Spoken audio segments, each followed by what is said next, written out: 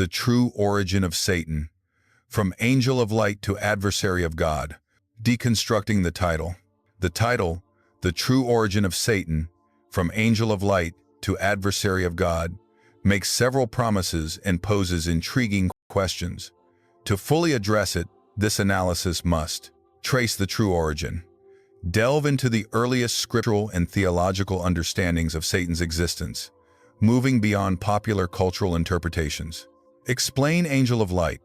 Unpack the concept of Satan's original state, identifying the biblical and extra-biblical references that portray him as a magnificent, perhaps even a prime, creation. Detail the transformation to adversary of God. Chronicle the fall, exploring the reasons, nature, and consequences of his rebellion, and how this adversarial role developed and was understood across different traditions. The script. Part 1. The opening, planting the seed of mystery. Welcome, seekers, to Bible by Candlelight, where the flickering flame illuminates the ancient texts, revealing shadows and insights long held within their sacred pages. Tonight, we embark on a journey into the heart of one of the Bible's most enigmatic figures, a presence that has haunted human imagination and faith for millennia. Who is this figure we call Satan? Is he merely a symbol of evil, a personification of humanity's darkest impulses, or is there a profound, almost tragic, narrative lying beneath the surface of our understanding? We speak of the adversary, the accuser, but before he was the prince of darkness, what was his nature? What was his true origin before the fall, before the rebellion that irrevocably cast him from the heavens? Join us as we peel back the layers of myth and misconception, seeking the scriptural echoes that reveal his astonishing transformation from an angel of resplendent light to the very adversary of God.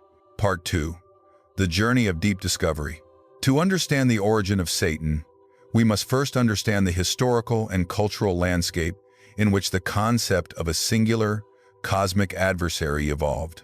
Early Hebrew thought, particularly in the pre-exilic period, often attributed both good and calamitous events directly to Yahweh.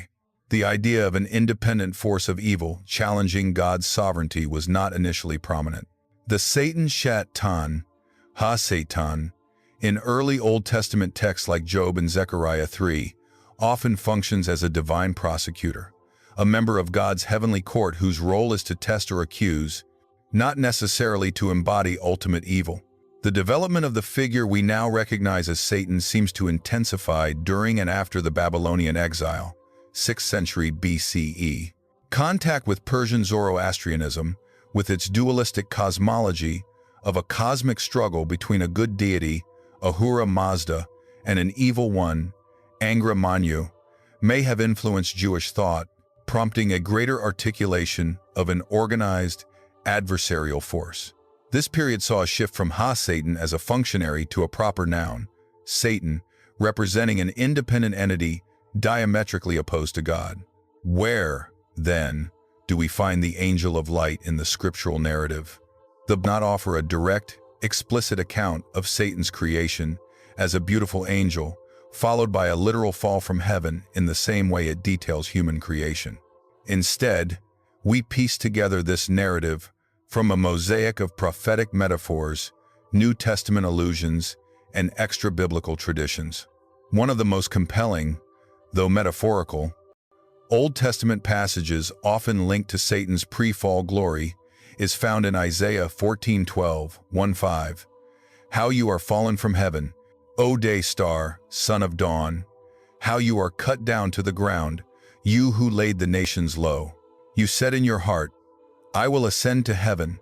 Above the stars of God I will set my throne on high. I will sit on the mount of assembly in the far reaches of the north. I will ascend above the heights of the clouds. I will make myself like the Most High. But you are brought down to Sheol, to the far reaches of the pit.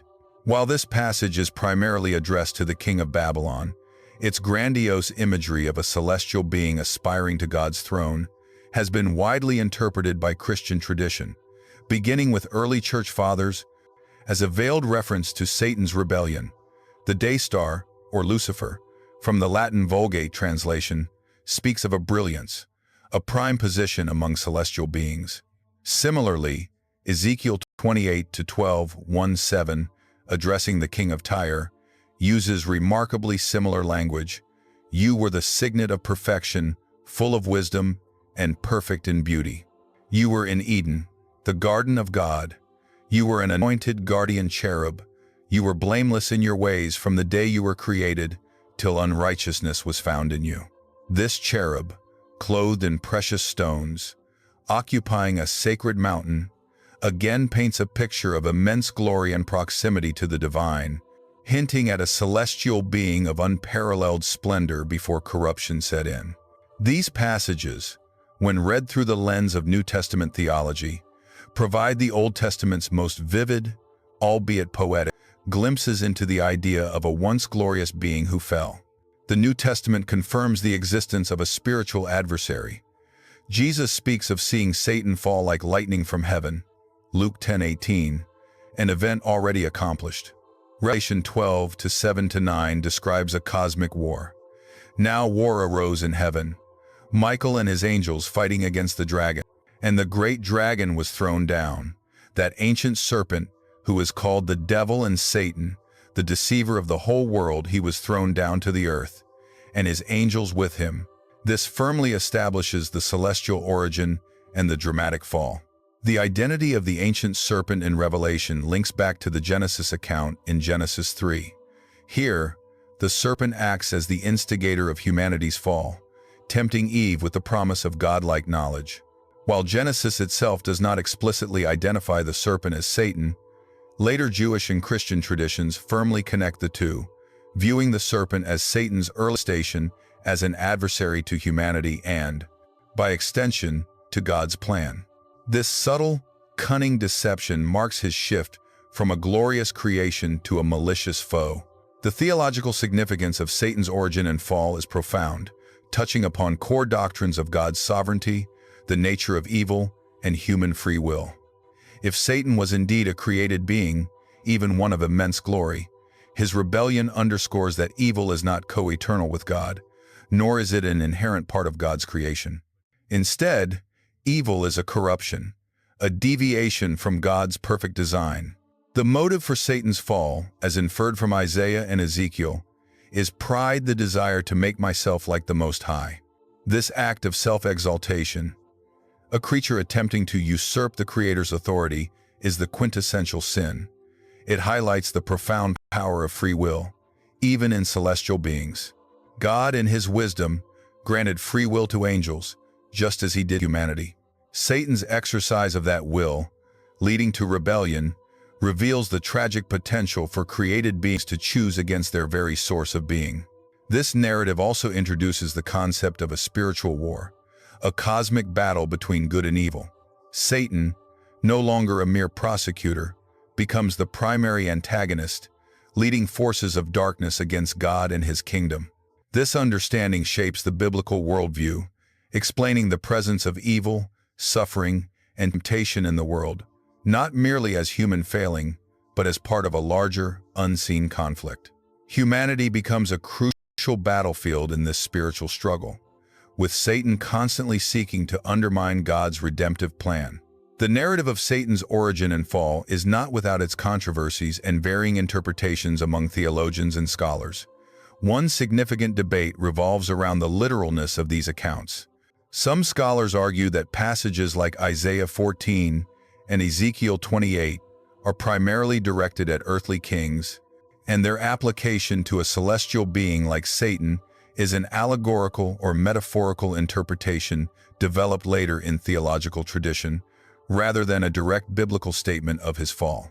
From this perspective, Satan might be seen more as a personification of evil or a symbol for the forces that oppose God, rather than a distinct, literal spiritual entity. Another area of discussion involves the sources of knowledge about Satan. Beyond the canonical scriptures, ancient Jewish apocalyptic literature, such as the Book of Enoch, offers more elaborate and explicit accounts of the fall of angels, often referred to as watchers, and their leader, Semiaza or Azazel, who taught humanity forbidden knowledge. While these texts deeply influenced early Christian thought, They were not included in the biblical canon by most traditions. The question arises, how much of our understanding of Satan's origin is drawn from these extra-biblical traditions, and how much is directly derivable from canonical scripture alone? Modern theological discussions also grapple with the problem of evil. If God is all-powerful and all-good, why does he allow a being like Satan to exist and cause suffering? This leads to complex philosophical debates about the nature of God's sovereignty, the limits of divine intervention, and the enduring reality of free will. Whether seen as a literal fallen angel or a profound metaphor, the story of Satan's origin remains a powerful framework for understanding the profound reality of opposition to God's will and the enduring struggle against evil. Part 3. The conclusion, an eternal echo. We have traversed the ancient paths, from the early whispers of Satan as a divine accuser to the profound, metaphorical descriptions of a radiant being brought low by pride. The scriptures, through prophetic imagery and direct pronouncements, paint a picture of an entity once glorious, a creation of immense beauty and wisdom, who chose defiance over devotion. His transformation from an angel of light to the adversary of God is not just a narrative of cosmic rebellion. It is a profound theological statement on the nature of evil itself, not inherent to creation, but a tragic deviation born of free will and self-exaltation. The story of Satan's origin forces us to confront uncomfortable truths, that corruption can taint even the most perfect creations, and that the choice between light and darkness is a stark reality for all sentient beings. It underscores the pervasive nature of spiritual warfare and the enduring presence of temptation in our world. As the candle flickers, illuminating the ancient texts, we are left not with simple answers, but with a deeper understanding of the cosmic stakes, the enduring power of choice, and the ever-present call to align our own wills with the divine. For in the shadow of the adversary, the true brilliance of God's unwavering love and ultimate victory shines all the more brightly. The true origin